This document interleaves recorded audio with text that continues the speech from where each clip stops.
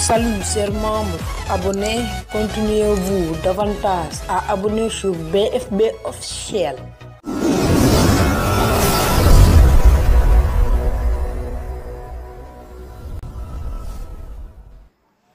Tay les producteurs de groupe BFB officiel ñu ñëwaat àndaat ak yéen comme ni ñu ko baaxoo di defee ci li ñu naan question et réponse.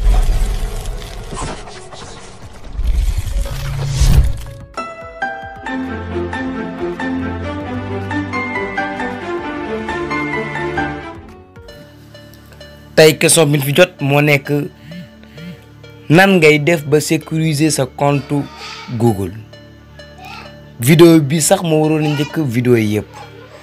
ndax sécuriser sa compte Google dafa am solo surtout ñi nga xam ci ni dañu yor ay chaîne YouTube ak ay yeneen bi dalay permettre sa compte kenn du ko mën a pirater sa compte kenn du ko mën a pirater moo tax lii lu am solo la lii boo ko defee lu la neexee nit sax mën naa xam sa mot de passe te du mën a am accès ci sa compte Google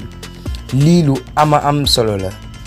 moo tax dañ leen di ñaan ngeen continuer seetaan vidéo yi ba mu jeex tàkk daa ngeen comprendre naka ngay def ba sécuriser sa compte Google. Pour loolu mën a ne da ngay wàcc vidéo bi après nga dem ci paramètre ngay daal di dem.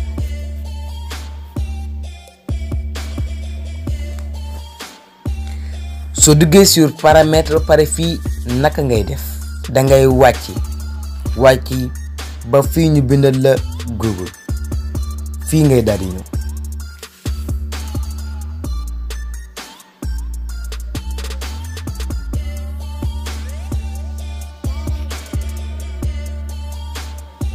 vous le voyez comme instant bi dugg ngeen seen compte Google ba pare comme fii ba leen fàttali ko ñun am na compte bu ñu créé woon ñun ak yéen moom la ñuy continuer de ci def ay astuces ba léegi et loolu pour mën a ne instant bi ñu ngi ci compte principal bi mais dañ leen bëggoon su fekkee dañ ko bëgg a modifier ngeen def beneen compte c'est-à-dire ngeen def beneen compte da ngay ñëw ba fii ngay bës soo ko bësee compte yi nga am yëpp day rangeloo fii lay rangeloo mais lii intéressé wuñu après dañuy génn. Après xam nga ñu ngi suñu compte principal c'est-à-dire ñun ñoo ngi ci compte BFB officiel foofu lañ nekk kon instant bii da ngay bës gérer vos comptes Google foofu ngay bës soo ko bësee pare fii da lay indil sa page mooy page compte Google fi nga war a dugalee say modification bu la neexee mën nga koo jaaree fii mais fii am na fu ko gën a gaaw da ngay def nii defaat nii ñëw ba ñëw fii gis nga fii ñu bindal la sécurité ngay ñëw comme instant bii dugg ngeen ba pare fii da ngay bës sécuriser le compte foofu ngay bës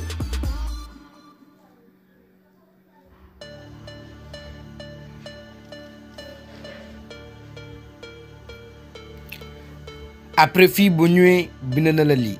après fii ci kaw mu bindal la connexion et récupération c'est-à-dire yow fii boo fi duggee su fekkee yow da ngaa bëgg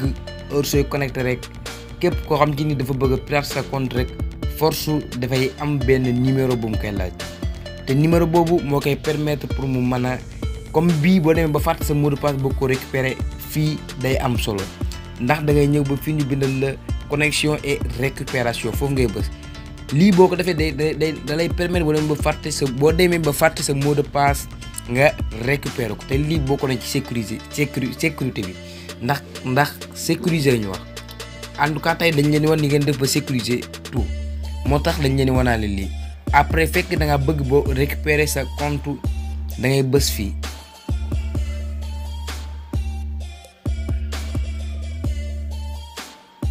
soo ko bësee pare fii ngay bës soo bësee fii ba pare ñun fii defoon nañ benn numéro boo xam ci ni suñu demee bu bëgg ko récupérer rek moom la ñuy def te lii sax wanoon lañ leen ko mais tey dañu sécurité te bu ñu nee sécuriser lépp ci la bokk moo tax dañ leen wanaale après fii boo ñëwee da ngay bës fii pour nga valider sa numéro de téléphone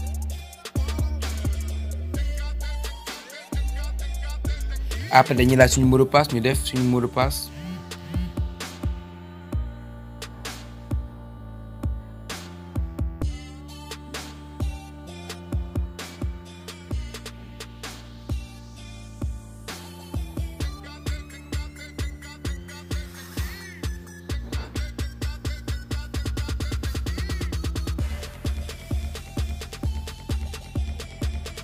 comme vous le voyez gis ngeen mi ñuy laaj suñu numéro de téléphone après yow fii da ngay def sa numéro de téléphone après daal di bës suivant comme gis ngeen après fii da ngay bës suivant après nga bësaat ok après moom Google dina la envoyer benn code de validation day ñëw automatiquement su fekkee sa puce mi ngi sa biir téléphone day ñëw automatiquement après di ngeen bës ok comme foofu c'est ok après fii da lay laaj nga def sa adresse de récupération c'est-à-dire yow boo fàttee sa adresse Gmail naka ngay def ba récupérer sa compte bii moom la lay laaj après fii da nga def sa adresse email pardon maa ngi juum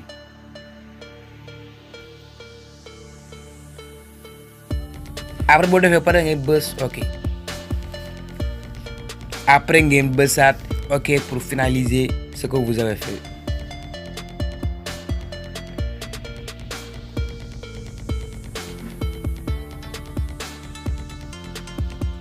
comme fii foofu mën na ba pare fii mën na ba pare après fii boo ñëwee da ngay ñëw ba fii ñu bind la vos appareils foofu ngay ñëw xool comme fii gis nga ñu bind la un appareil est connecté à votre compte c'est-à-dire lii da lay permettre nga xam sa sécurité fan la toll comme fii yow da nga xam sa compte kan ak kan nga ko tëjil si téléphone su fekkee fii gis nga téléphone boo ci xamut da nga koy déconnecté et que pour nga déconnecté ko da ngay bës fii rek après da ngay bës ci appareil bi nga bës déconnecté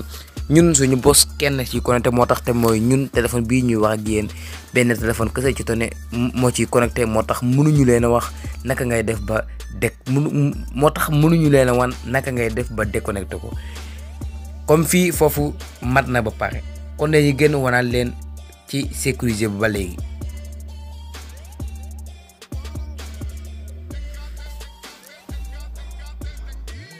après fii da ngay wàcc boo wàccee ba fii ñu bind la utiliser votre téléphone pour vous connecter comme fii bu am solo la après nañ bës foofu ñu expliquer leen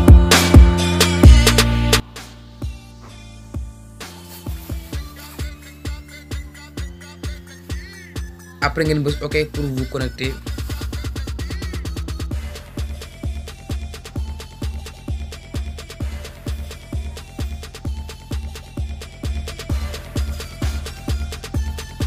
comme fii après da nga def sa mot de passe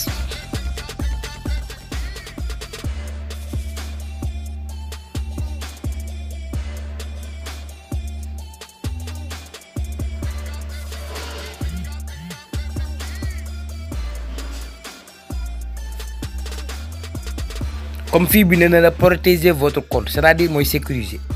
comme fii après da ngay bës confirmer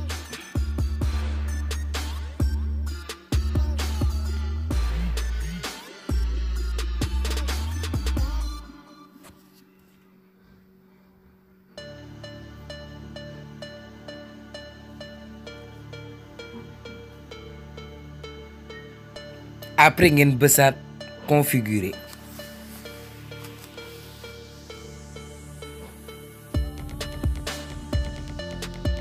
après ngeen def seen mot de passe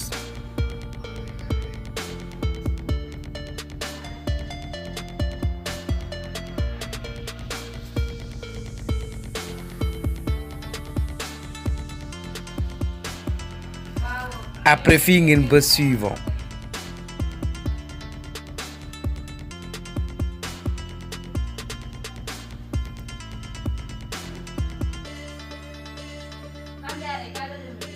après ngeen bësaat confirmer le verrouillage de l'écran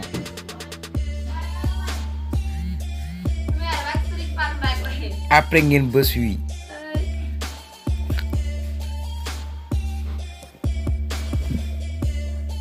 après ngeen bës activer la dernière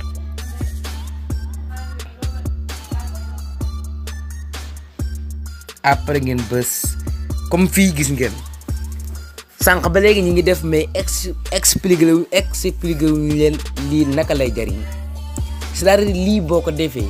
képp koo xam ci nii day connecté day bëgg a connecté ci sa compte Google da lay envoyé message ci sa compte ci sa téléphone bii nga def lii